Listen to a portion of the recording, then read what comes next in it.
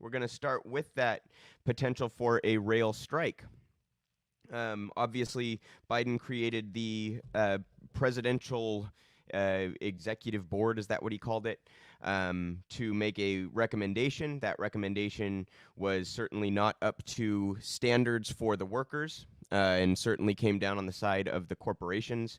And it looks like these rail workers are not terribly likely to accept this deal that has sort of been touted by Democrats. Biden sort of took a victory lap on this one, saying that they had avoided what could be economic catastrophe with supply chains. But it looks like the workers are not very satisfied with what they're being presented, and they shouldn't be. I mean, they asked for 15 days of paid sick leave, you guys. That's almost nothing.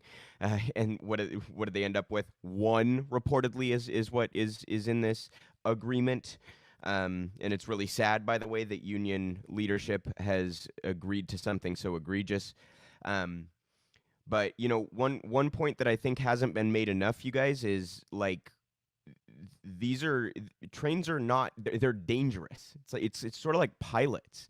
You don't want your pilot overworked and exhausted and like on call at odd hours, unable to take time off when they're not feeling well, or when they maybe have something major going on in their life and they need a personal day because they're distracted. Do you want your pilot thinking about like a death in the family or some drama going on in the family? Do you want your pilot exhausted?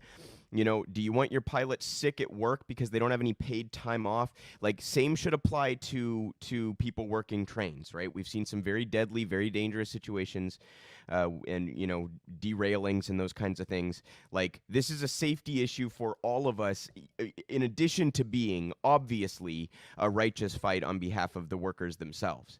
I just don't think that point has been made enough. If this were airline pilots, that point would be made left and right. And I thought that part was worth noting. I have a piece here in the Lever I want to show you guys. Lever is a fantastic outlet. Go to levernews.com for more from them. This is by Matthew Cunningham Cook. Railroad CEOs were paid over $200 million as workers suffered.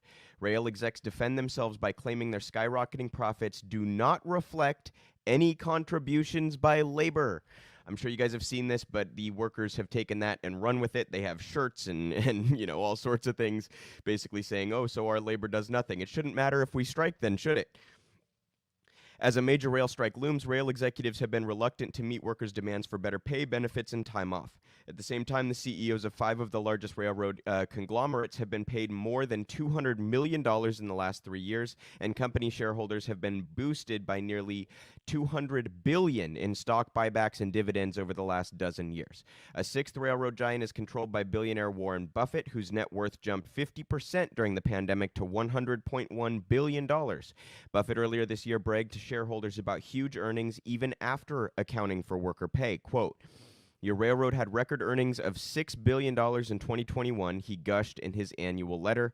Here it should be noted we are talking about the old-fashioned sort of earnings that we favor, a figure calculated after interest, taxes, depreciation, amortization, and all forms of compensation. The rail industry has defended the gap between worker pay executive payouts by arguing that workers haven't contributed to their skyrocketing profits." Can you even imagine saying that out loud? Quote, "The companies maintain that capital investment and risk are the reasons for their profits, not any contributions by labor," a recent federal report noted. "The contrast between gigantic executive pay packages and worker grievances is the context for a possible nationwide strike that has been long in the making. After years of cost-cutting, workers say they are perennially short-staffed, aren't able to take sick leave due to draconian scheduling attendance policies, and that many in the rapidly aging workforce are so burned out they are leaving the industry. Total rail employment has decreased from over 427,000 in 1983 to less than 200,000 in 2021.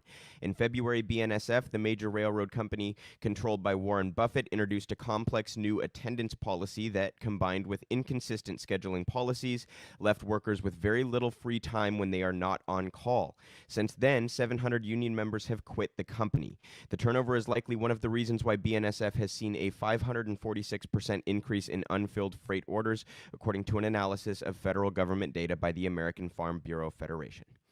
So, it should be really made clear that the rail execs are the ones who are actually willing to hold the economy hostage here and have been for some time.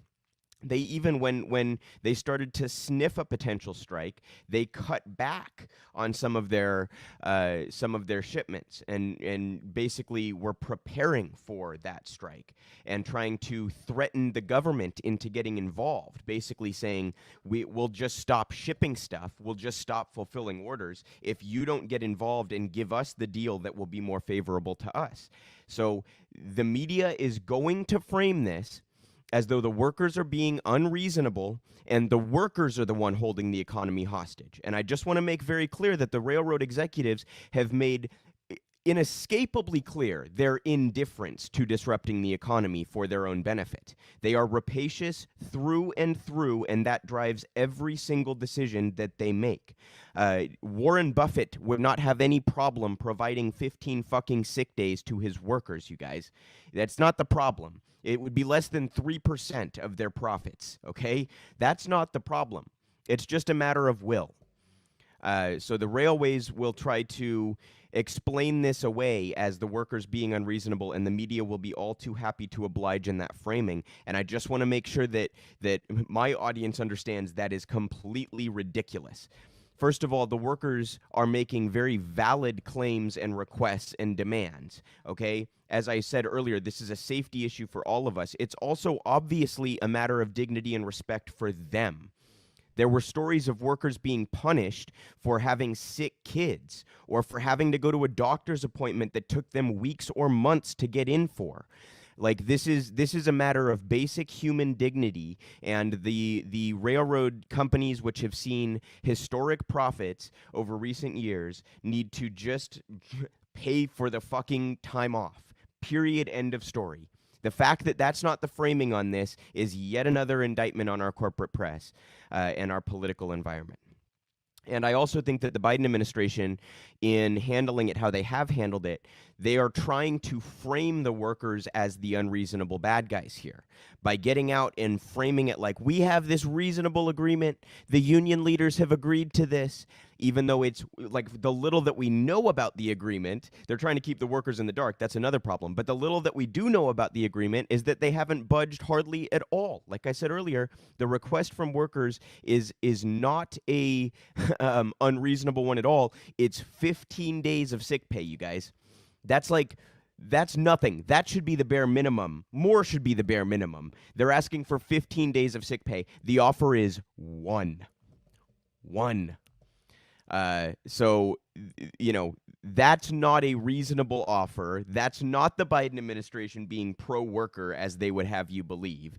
And that what they've done now by getting out in front of this is frame the workers as the unreasonable bad guys who are going to tank the economy, and that is how the media will cover it. So good job by the lever here for pointing out that these CEOs have made over $200 million at the expense of these workers who they refuse to pass any of that compensation on to.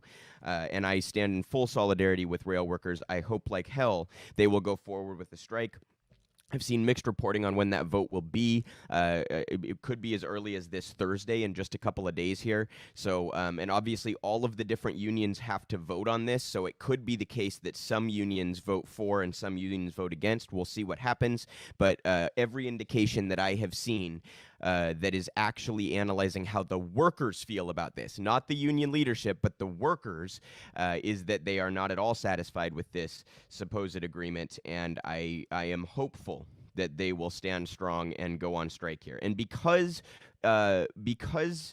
freight has so many reverberating effects on the rest of the economy, I think it also is a matter of propelling the labor movement onwards. If they're willing to do it and be framed as the bad guys, I think that will embolden workers across the country and other industries as well, in ways that we've seen with Starbucks, with Amazon, etc. We've seen these waves embolden other workers, and I hope that wave continues to grow with these rail workers, taking a stand here that they're perfectly entitled to take, and it's a shame they haven't been able to take it yet.